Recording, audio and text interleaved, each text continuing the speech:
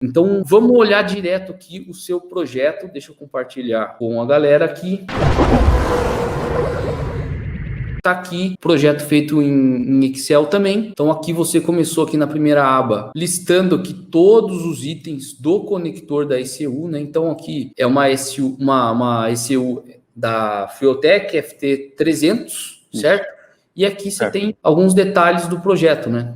Então, Subaru, motor EJ18, aspirado, e você colocou a ordem de ignição aqui, que no Subaru é ligeiramente diferente, né? Um 3-2-4, né? Sim. Show de bola, muito importante aqui, isso aqui, muito importante não confundir aí. É muito comum, galera, errar isso aqui. E fica aí uma dica, né? Às vezes, com motores em V, tomar muito cuidado na definição do que é o cilindro 1. Tem fabricantes que definem, ó, cilindro 1 é olhando de frente o da direita, às vezes é olhando de frente o da esquerda. Então, cada motor depende muito isso aí, o que é o cilindro 1, e abre muita margem para você inverter, né? E quando ocorre essa inversão na ordem de ignição, aí é um ponto chave, porque assim, tem ECUs, por exemplo, que ela sempre aciona na sequência as saídas de ignição. Então, se ela vai fazer ignição sequencial de 4 cilindros, ela vai acionar saída 1, saída 2, saída 3, saída 4. Então, você tem que ligar na ordem de ignição. Tem ECUs mais modernas que você consegue configurar a ordem de ignição. E isso fica muito mais fácil. Por quê? Porque você liga sempre saída 1 no cilindro 1, saída 2 no cilindro 2 e assim por diante.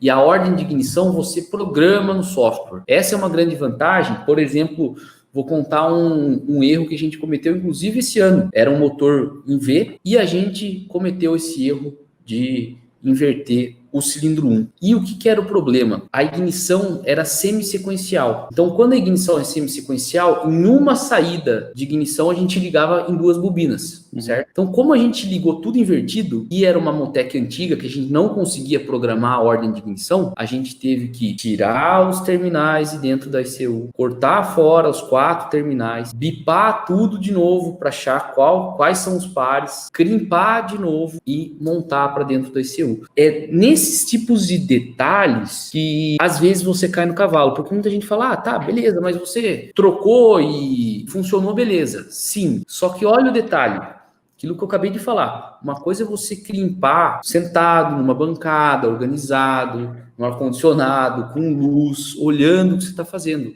Outra coisa é você tá lá deitadão, ter que pegar 2 fios, crimpar, decapar ele certinho. Então, quando você começa a gerar esses erros e você tem que corrigir no carro, você tem mais chance de fazer uma crimpagem, por exemplo, com menos qualidade e isso gerar um problema futuro, né? Então, essa parte de definição de ordem de ignição é comum errar. É comum errar o seguinte, tem que tomar esses cuidados, porque às vezes a gente mesmo errou por conta disso. A gente considerou o cilindro 1 de um lado, era do outro, e aí gerou todo esse problema, né? Então, voltando para o projeto aqui, primeira aba, todas as informações da ECU. Beleza. Depois você fez essa lista dos sensores, perfeito? Perfeito. Aqui você tirou o que do original? O MAF que você falou? O MAF, isso, foi o MAF. Perfeito. Esse motor, ele tem sensor de fase também? Original?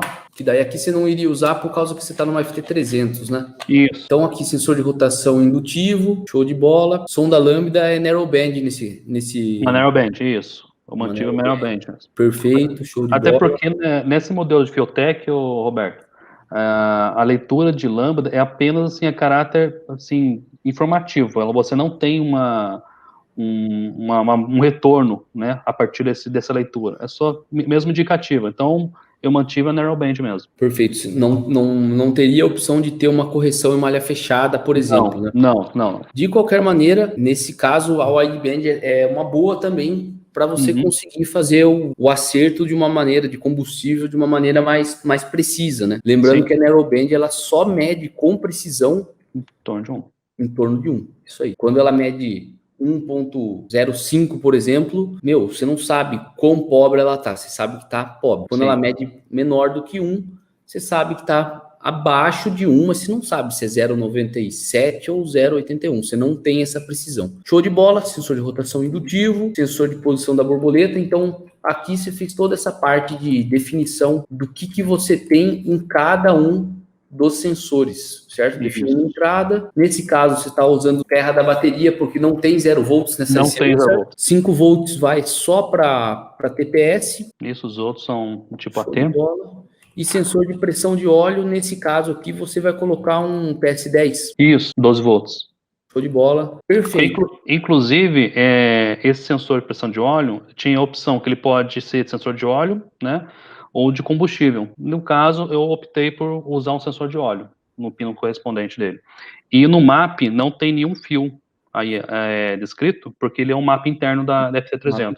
Show de bola. E na calibração, você, para esse motor, você iria optar por MAP ou TPS? Então, pela FT300, você pode optar, inclusive, pelos dois. Você pode fazer o MAP e o TPS. Por ser aspirado, eu acho que seria legal deixar os dois com uma certa redundância, né? Não deixar só no TPS, porque eu não entrei na parte, assim, de calibração de fato com ela.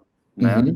Não tenho essa experiência, mas inclusive em materiais seus mesmo a gente vê lá que tem aquele atraso, né, do MAP em relação ao TPS, né, do sinal deles. Sim, na verdade você tem um atraso do MAP em relação ao enchimento do motor, certo? Lógico que isso depende, cada motor é um motor e não tem como a gente falar de uma maneira genérica, para motor aspirado é recomendado isso, ou melhor, recomendado você pode recomendar, mas não existe um negócio sempre melhor TPS ou sempre melhor MAP. Tem que realmente fazer um estudo, porque o que interessa no fim das contas é, para aquele motor e aquela configuração que você tem, descobrir qual sensor representa melhor a carga no motor, a quantidade de ar que entra lá para dentro. No caso da FT300, eu acho que você consegue escolher apenas um sensor para você ter a referência ali do mapa de combustível, por exemplo. Não sei se você consegue fazer um mapa, não sei não, acredito que você não consegue fazer um mapa 4D, por exemplo, colocar o de combustível em função de MAP e TPS. Então, você vai ter que mandatoriamente escolher ou um ou outro. Tem aquele passo a passo ali no curso que eu acho que nessa parte você já chegou, né? O primeiro pilar que eu mostro ali é onde você define exatamente se você usa TPS ou MAP, né? Sim. Não sei se você lembra dessa parte do curso. Então, isso é bem importante, porque, o sensor principal de carga, você tem que estar bem alinhado, porque senão a base do seu mapa já vai estar com um sensor que, principalmente em condição de transiente, que é quando põe e tirar o pé no acelerador, você já pode ter um sinal atrasado, por exemplo. Roberto, só uma coisa em relação ao TPS, ao MAP, nessa Fiotec, ele permite você usar o MAP como um valor de correção. Você usa o TPS, né? Usa o TPS e o MAP como uma correção. Show de bola. Porque nesse caso aí, são só mapas 2D, certo? Daí, nesse caso, você pode usar um TPS com uma correção por mapa. Só que esse tipo de correção, ela se justifica mais porque você tem uma tabela 2D, certo? Quando você tem uma tabela 3D, eventualmente você não usa tanto o TPS e o MAP conjugado dessa maneira, tá? Não estou dizendo que não usa, tá? Tem muitos casos que é muito importante você usar os dois, certo? Em diversos projetos a gente usa os dois. Tem que fazer os testes para saber exatamente quando você usa os dois ou não, tá? Considerando que você vai usar os dois, tem ali a ligação dos dois atuadores, bicos injetores, bobinas. Show de bola, você colocou aqui bobinas individuais com módulo de ignição, né? Isso. Então, você manda o sinal direto da ICU, bomba de combustível, eletroventilador e válvula de marcha lenta. Show de bola. Essa bobina aqui é uma bobina ela tem 3 pinos cada um? Ou é aquelas que tem 4? 3 pinos. Perfeito.